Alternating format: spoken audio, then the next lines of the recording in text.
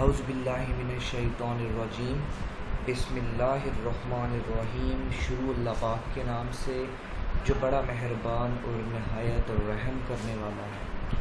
Students, introduction to management کا chapter نمبر 13 start کریں گے ہم لوگ، motivating and rewarding employee performance.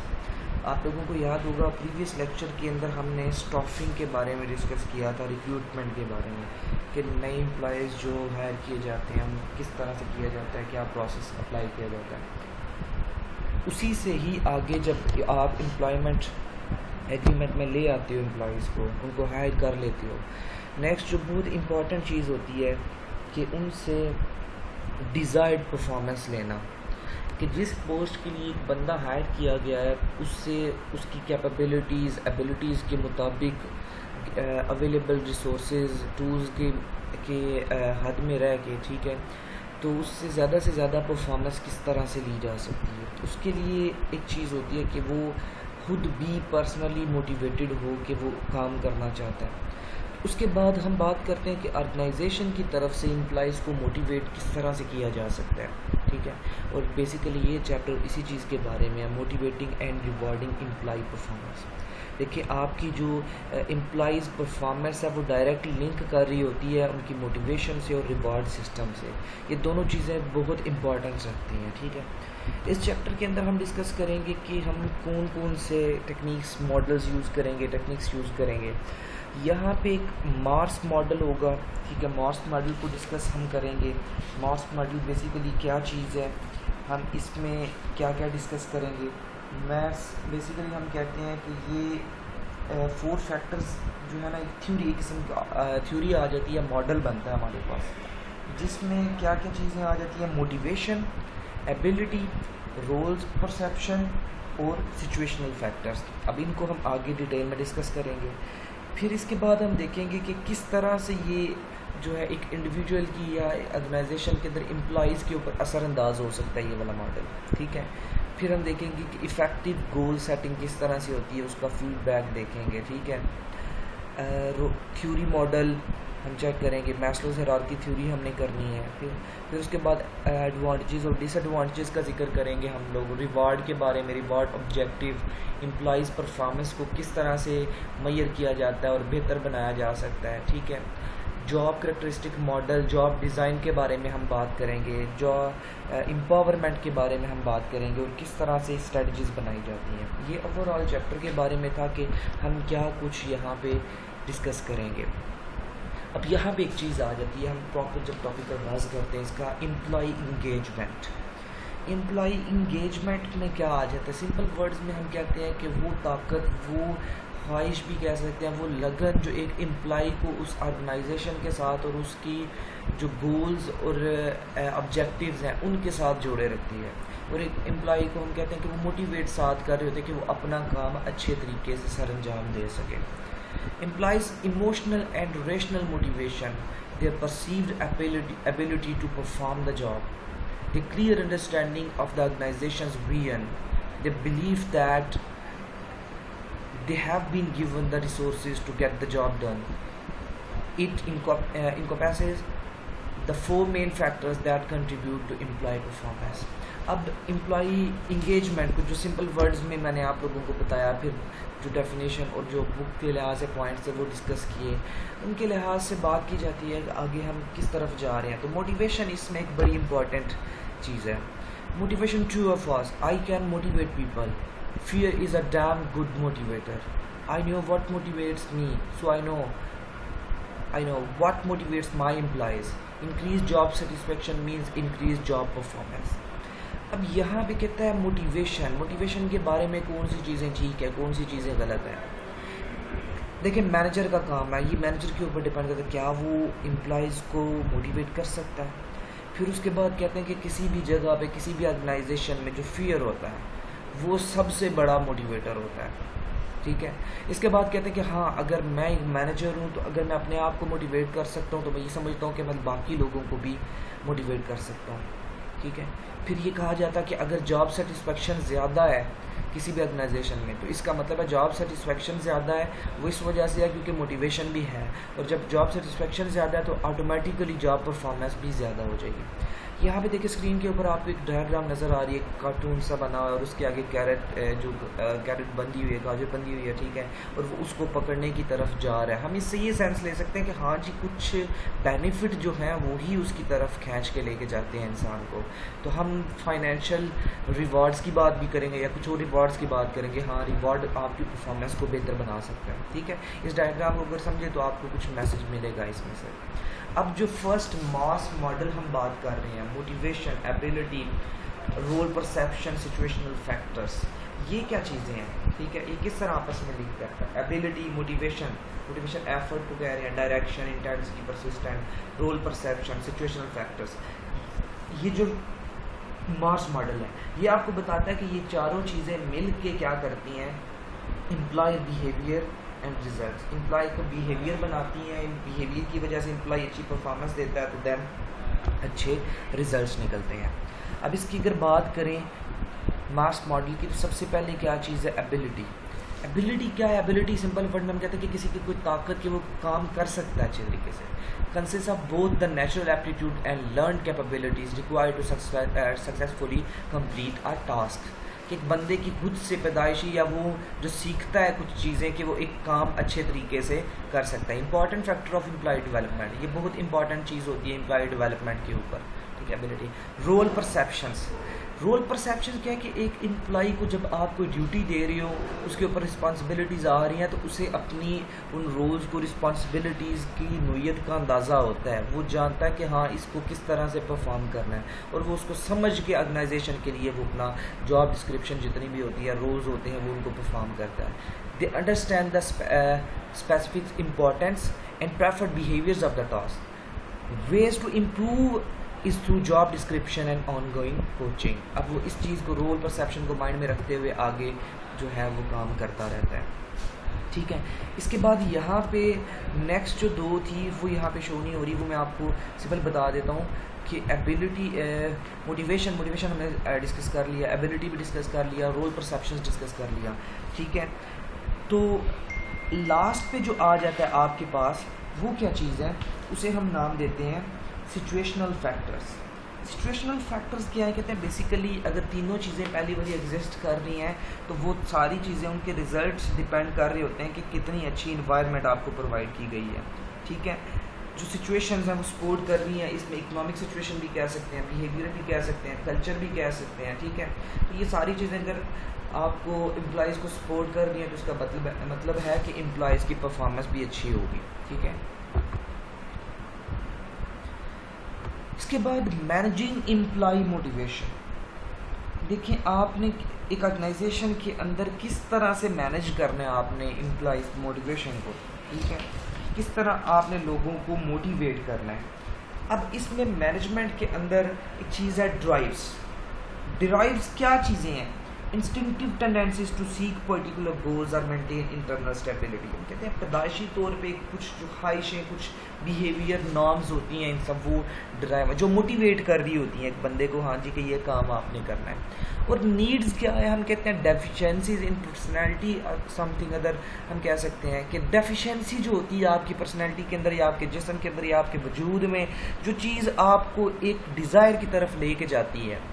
Suppose کہ مجھے جو ہے ویکنیس ہوئی ہے, مجھے پتہ چلا ہاں جی مجھے بھوک لگی ہوئی ہے. اب بھوک جو ہے مجھے ایک ڈائریکشن کی طرف لے کے جائے گی کہ میں نے اب کچھ کھانے کی طرف جانا ہے, ٹھیک ہے.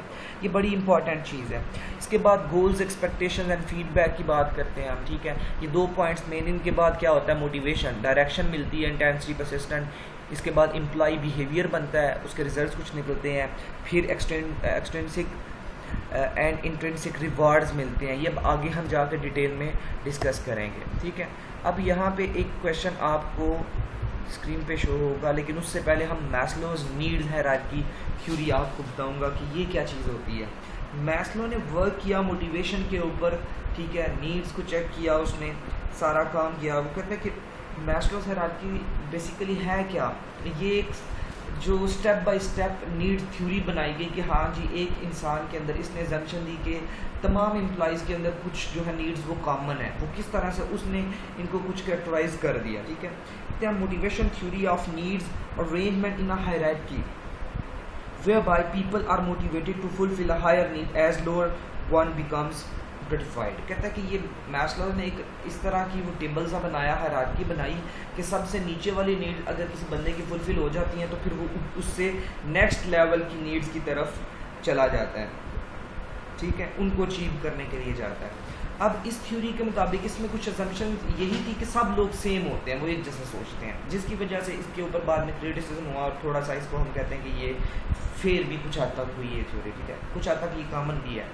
فزیولوجیکل نیڈز ہوتی ہیں. فزیولوجیکل نیڈز کیا ہے؟ Work hours, nourishment, air quality, temperature. کہ ایک انسان کے اندر جو خواہشیں چل رہی ہیں کہ اس نے کھانا پینا ہے، یہ اس کی بیسک نیڈز جو آ جاتی ہیں. ٹھیک ہے، کام کرنا ہے اس نے، اس کو اچھی جو ہے سانس لینے کے لیے اچھی جو ہے ہوا چاہیے، ٹیمپریچر رہنے کے لیے ایک نارمل چاہیے، یہ ساری چیزیں اس کی فزیولوجیکل نیڈز ہوتی ہیں. جب یہ پوری ہو جاتی ہے تو وہ کہتے ہیں کہ میسلو کے مطابق وہ نیکسٹ نیڈز کے اوپر شفٹ کر جاتا ہے، جسے سیفٹی کے نام دیا جاتا ہے. سیفٹی کیا ہے؟ Job security, employee benefit, safe workplace. کہتا ہے جب اس کی بیسک نیڈز پوری ہوئی ہیں پہلے والی فزیولوجیکل، تو وہ کہتا ہے اسے کچھ اور سیکھنے، وہ اپنے آپ کو سیکیور کرنے کی کوشش کرتا ہے، چاہے وہ جاب کے لحاظ سے ہے، بینیفٹس کے لحاظ سے ہے، جہاں پہ کام کرنے والی انوائرمنٹ ہے اس کے لحاظ سے ہے. اگر یہ دونوں چیزیں پھر اس کی پوری ہو جاتی ہیں، فزیولوجیکل بھی اور سیفٹی، نیکسٹ وہ چلا جاتا ہے بلانگنگنیس پہ. بلانگنگنیس مین کیا ہے؟ Need for love, affection, human interaction, being accepted as a team member. پھر وہ اپنے ساتھ لوگوں کے بارے میں بھی سوچنا شروع کر دیتا ہے کہ اسے ہاں جی جو ہے ایک بلانگنگنیس چاہیے. ٹھیک ہے، ٹیم ممبر کے طور پہ اگر اس نے کام کرنا ہے. یہ چیزیں بھی اگر اچیو ہو جاتی ہیں تو نیکسٹ موو کیا جاتا ہے اسٹیم کی طرف. اسٹیم کیا ہے؟ Job status, recognition, mastering the job.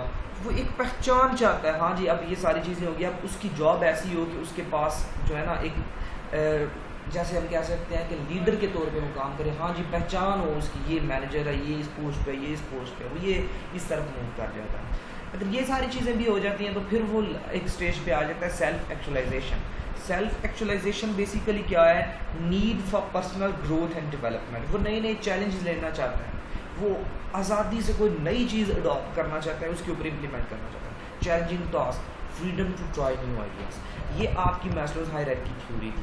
کہ کویشچن اس کے بارے میں ایک چیز ہے، جیسے ہم نے پہلے بھی چیزیں موٹیویشن کے بارے میں ڈسکس کیا.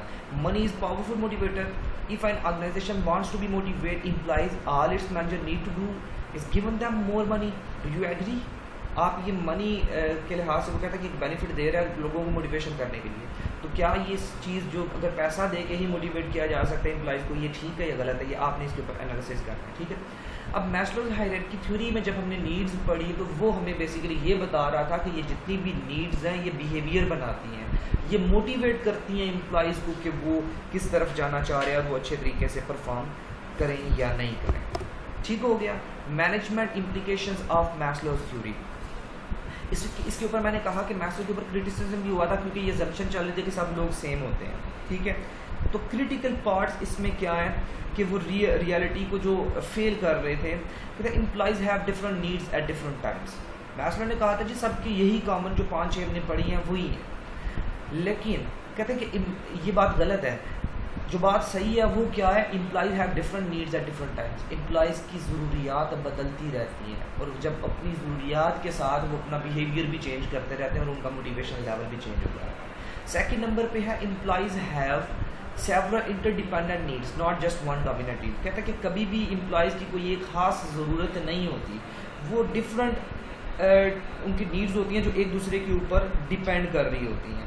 ٹھیک ہے، اب اس کے مطابق کیا کہہ سکتے ہیں کہ اگر اس کی ایک نیڈ پوری ہوئی ہے، ہو سکتا ہے اس کی وجہ سے وہ کسی اور دوسری نیڈ کے اوپر ڈیپینڈ کر رہا اور وہ اس کو فلفل کرنا چاہ رہا ہو. تو اس طرح سے یہ بھی ایک ڈرا بیک کے طور پہ سامنے آتا ہے. تھرڈ بھی کہتا ہے at some point most employees want to achieve their full potential self actualization. کہتے ہیں کہ کچھ جگہ پہ ہاں جی زیادہ تر لوگ چاہتے ہیں کہ ان کا اپنا ایک لیول بنے اور وہ اپنے ٹارگیٹ کو اچیو کریں، اپنے آپ کی ڈیولپمنٹ کرے، سیلف ایکچولائزیشن ان کے ہو. ٹھیک ہے، نیکسٹ پھر اس کے بعد 4th نمبر پہ ہے employee needs are influenced by values and norms, کہ امپلائیز کی جتنی بھی ضروریات ہیں وہ ان کی ویلیوز اور نارمس کی وجہ سے ہی بنتی ہیں. ٹھیک ہے. لرنڈ نیڈس تھیوری، اس کے بعد پھر تھوڑی سی بہتری لے کے آنے کی کوشش کی گئی کہ اس میں کچھ پوائنٹ مس ہوئے تھے جو اس کے بارے میں سائیکالوجسٹ تھا ڈیوڈ میکلینڈ. ٹھیک ہے. اس نے میسلوز کے آئیڈیا کو اور زیادہ ایکسپلین کیا. اس نے کہا کہ یہ جو نیڈ اسٹرینتھ ہے یہ کس طرح ہوتی ہے، یہ چائلڈہڈ لرننگ اور پیرنٹل سٹائل اور سوشل نارمس ان کی وجہ سے یہ بنتی ہے اور یہ بہت افیکٹ کرتی ہے اور اس وجہ سے بیہیویئر بنتا ہے. اس نے اٹینشن دی 3 چیزوں کے اوپر. اس نے کہا کہ نیڈ فار اچیومنٹ، 3 جو ہے پیرنٹل ہم کہہ سکتے ہیں یہ چیزیں ہوتی ہے. نیڈ فار اچیومنٹ کہ کوئی بندہ کوئی خاص چیز حاصل کرنا چاہتا ہے پھر اس کے لیے اس کو موٹیویشن ملتی ہے. نیڈ فار ایفلیشن، کچھ لوگوں کے اندر خواہش ہوتی ہے کہ وہ دوسروں کے ساتھ مل کے کام کرنا چاہتے ہیں اور وہ یہ نہیں چاہتے کہ آرگنائزیشن کے اندر یا انوائرمنٹ کے اندر کنفلکٹ ہو، وہ ان کی نیڈ فار افلیشن ہوتی ہے. نیڈ فار پاور، پھر کچھ لوگ ہوتے ہیں کہ وہ چاہتے ہیں کہ ان کے پاس پاور ہو، لیڈر بننا چاہتے ہیں، وہ ان کے اندر کوالٹیز ہوتی ہیں اور وہ اس کو لے کے آگے چلتے ہیں. 4 ڈرائیو تھیوری موٹیویشن، اس کے بعد کچھ اور چیزیں بتائی گئی کہ 4 ڈرائیو تھیوری کیا ہے. Motivation theory based on the innate drive to acquire, bond, learn and defend that incorporates both emotions and reality. innate drives کیا ہے کہ ان بورن بیہیویئر کے جو پیدائشی طور پہ انسان کے اندر ہوتا ہے. تو اس میں کہتا ہے کہ وہ 4 ڈرائیو تھیوری کے طور پہ پیش کیا گیا. وہ کون سے؟ Drive to acquire, drive to bond, drive to learn, drive to defend. Drive to acquire کہ ایک بندے کے اندر خواہش ہوتی ہے کہ وہ کوئی چیز حاصل کرنا چاہتا ہے اور وہ اس کے لیے جو ہے اپنی محنت کرتا ہے. ٹھیک ہے. ڈرائیو ٹو بانڈ کہ ایک بندہ چاہتا ہے کہ وہ باقی امپلائیز کے ساتھ بھی، باقی لوگوں کے ساتھ بھی مل کے کام کرے تو وہ جڑ کے اکٹھا رہنا چاہتا ہے. ٹھیک ہے. ڈرائیو ٹو لرن ایک بندے کے اندر اپنی خواہش ہوتی ہے کہ وہ کچھ سیکھنا چاہتا ہے اور اس کے لیے وہ محنت کرنا شروع کر دیا. ڈرائیو ٹو ڈیفینڈ کہ اگر وہ اپنے نامز ویلیوز کے ڈیفینڈ کرتا ہے، اپنے طریقے کو، اپنے آپ کو وہ ڈیفینڈ کرنا شروع کر دیتا ہے. اب یہ کیا چیزیں ہیں؟ یہ انسان کا بیہیویئر بنا رہی ہوتی ہیں. یہ ساری ملا کے کہتے ہیں mental skill set resolves competing drive demands. اب اس میں social norms, personal values, past experience, یہ ساری چیزیں ملا کے یہ بن رہی ہیں. اب یہ ساری چیزیں جا کدھر رہی ہیں؟ گول ڈائریکٹنگ چوائس اینڈ ایفرٹ کی طرف. ٹھیک ہے. گول سیٹنگ کیا ہے؟ The process of motivating employees and clarifying their role perception by establishing performance objective. A goal is a desirable future state that an organization or person attempt to realize. Goal setting improves role perception and consequently clarifies the direction of employee effort. کہتا ہے کہ goal set کیا جاتا ہے تاکہ employees زیادہ motivate ہوں اور یہ ایک لمبا پروسیس اور کیئرفلی اس کو فلفل کیا جاتا ہے اور یہ بہتر پرفارمنس کے لیے ہوتا ہے. جی نیکسٹ کوشچن ایک یہاں پہ ہے. راج a new manager at Telecom International in his first meeting at the company told his employees that the sales goals were significantly enhanced for this year and he expect all of his employees to buckle down and work hard to meet the goals. Raj's instruction violates which of the aspect of effective goal setting? Precise and measurable, equitable, expectancy oriented, timely. ٹھیک ہے. یہ آپ نے ذرا اس question کو solve کرنا ہے. امید کرتا ہوں یہاں تک جو چیزیں سمجھائی ہیں آپ لوگوں کو اچھے سے سمجھ آ گئی ہے. ٹھیک ہے. اپنا خیال رکھیے گا. اللہ حافظ.